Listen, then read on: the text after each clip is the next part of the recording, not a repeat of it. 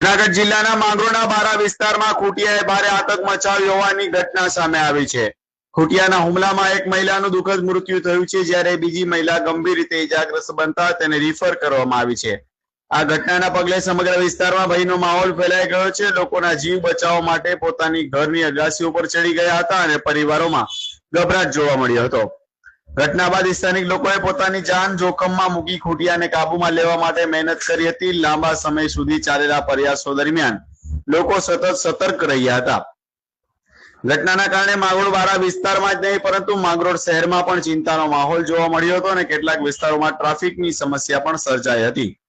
ઘટનાની ગંભીરતાને ધ્યાનમાં રાખીને વહીવટી તંત્ર અને સંબંધિત ટીમો દ્વારા કામગીરી હાથ ધરવામાં આવી હતી. લાંબી જહેમત બાદ આખરે ખૂંટિયાને પકડી લેવામાં સફળતા મળી છે.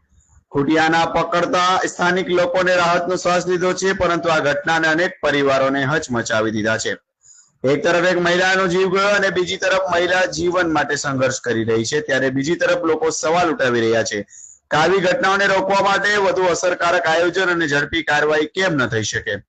હાલ સમગ્ર મામલે લોકોમાં દુઃખની સાથે રોષ પણ જોવા મળી રહ્યો છે.